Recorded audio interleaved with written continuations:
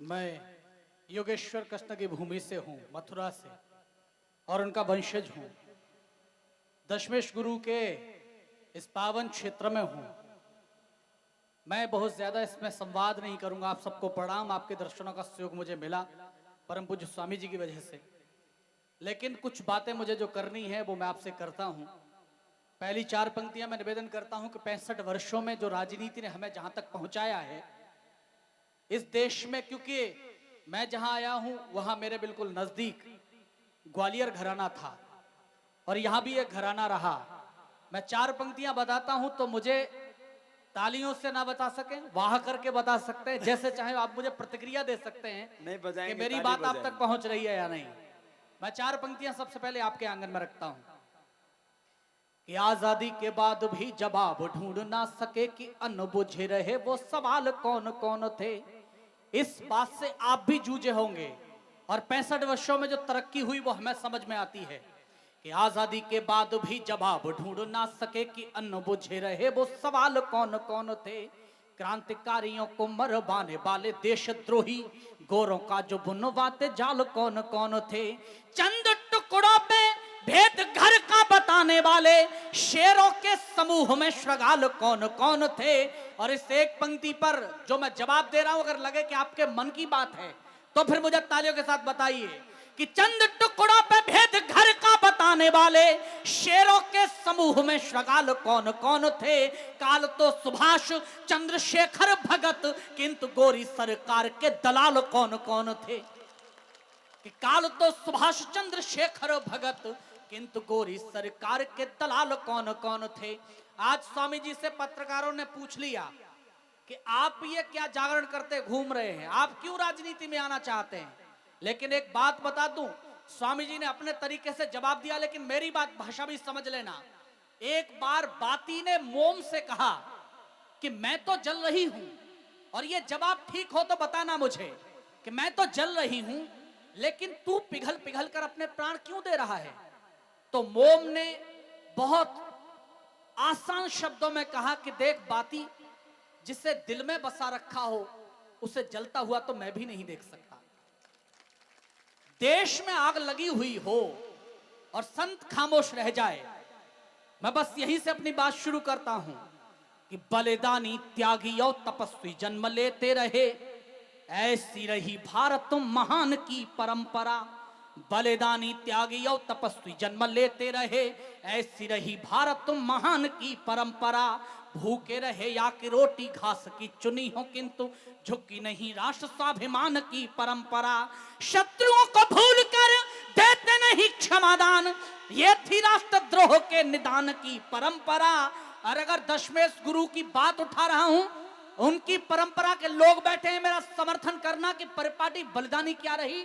ये पंजाब ने दिखाया देश को कि शत्रुओं को भूल कर देते नहीं क्षमादान, ये थी राष्ट्रद्रोह के निदान की परंपरा। दो तो युद्ध में शहीद, दो चुने गए दीवार टूटने नहीं दी बलिदान की परंपरा। कि दो तो युद्ध में शहीद, दो चुने गए दीवार टूटने नहीं दी बलिदान की परंपरा। और जो राजनीति के लोग कहते हैं कि योग सिखाते, तो योग ही सिखाते, राष्ट्र की बात करना शुरू हो गए, राजनीति करना शुरू हो गए। तो मैं बताना चाहता हूं, मैं हिंदी की अनंत क्षौणी सेना का एक सबसे छोटा सिपाही हूं, लेकिन अगर बात ठीक लग जाए तो मुझे बताना कि मौन व्रत धारे कहीं बोल नहीं सके किंतु बेबस की अखियों का नीर भिड़ जाता है। मौन व्रत धारे कहीं बोल नहीं सके किंतु बेबस की अखियों का नीर भिड़ जाता है। किसी अबला की अस्मिता लगी हुई हो दांव, राह चलता भी राहगीर भिड़ जाता है।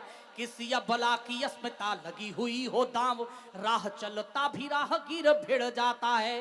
कोई व्यक्ति कभी किसी से यूं भिड़ता नहीं है, बोली और भाषाओं का तीर भिड़ जाता है।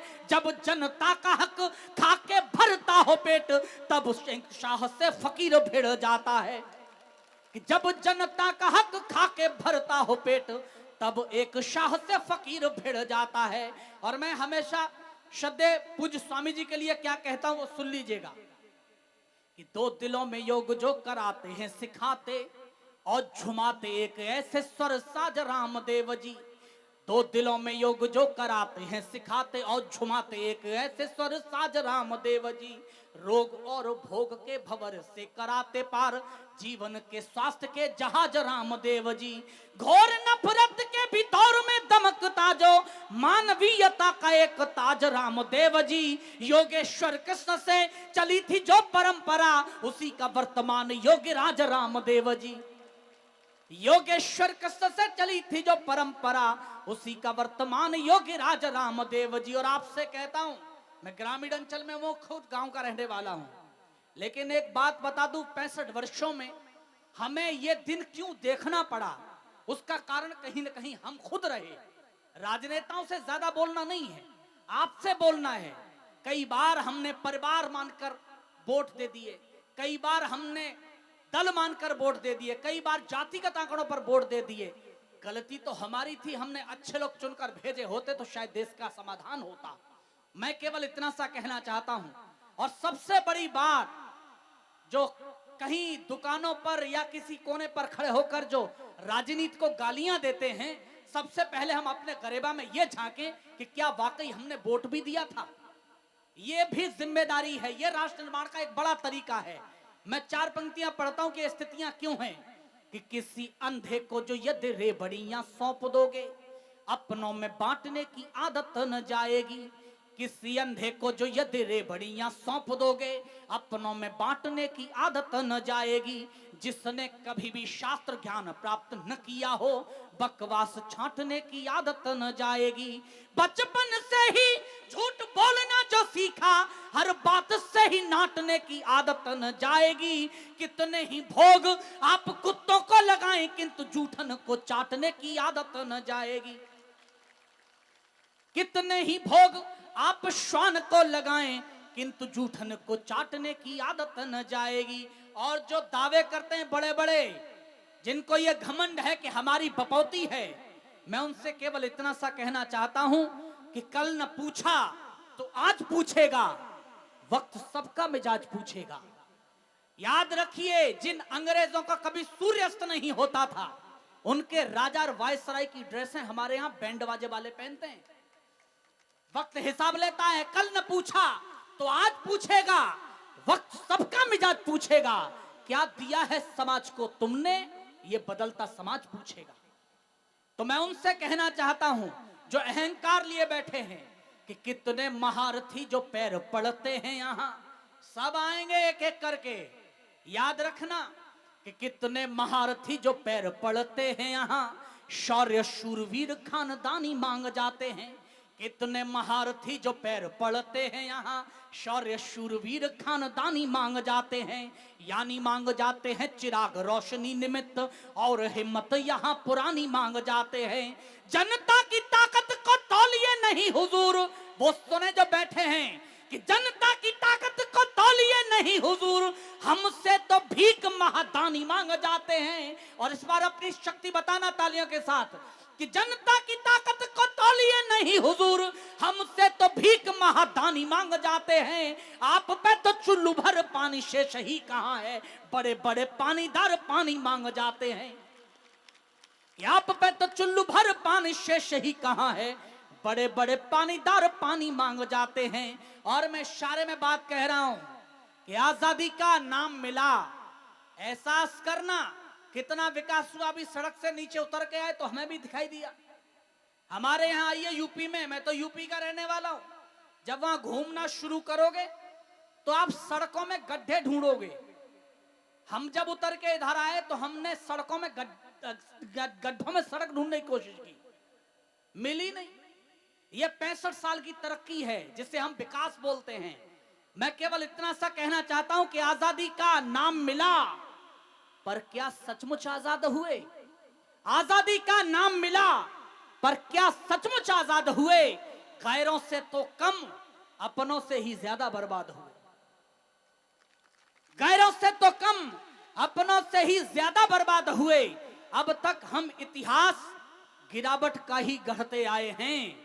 सिंहासन पर अक्सर अवसरवादी चढ़ते आए हैं। और इशारा कर रहा हूं, बताना मुझे, मैं गुरु गोविंद सिंह की परिपाटी जानता हूं, जहां राष्ट्र बचाने के लिए, स्वाभिमान बचाने के लिए बलिदान कर दिए चारों बेटे।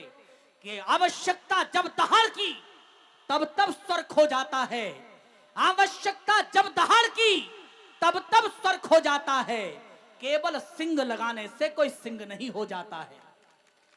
सिंहासन को पाने वाला हर कोई मर्द नहीं होता, अगर होता तो भारत में कोई दहशतगर्द नहीं होता। हम ये भुगत रहे हैं 65 वर्षों में, और केवल इशारे में बोलता हूं, चुनाव करिए, आपका निर्णय है, क्योंकि वोट आपको डालना है, लेकिन डालिए जरूर कि गर होता तो भारत में कोई दहशतगर्द नहीं होता। सिंहासन गर नाम दिया तो क्यों कायर को आसन दो, मेरी मानो तो अब केवल सिंहों को सिंहासन दो, मेरी मानो तो अब केवल सिंहों को सिंहासन दो। बहुत बहुत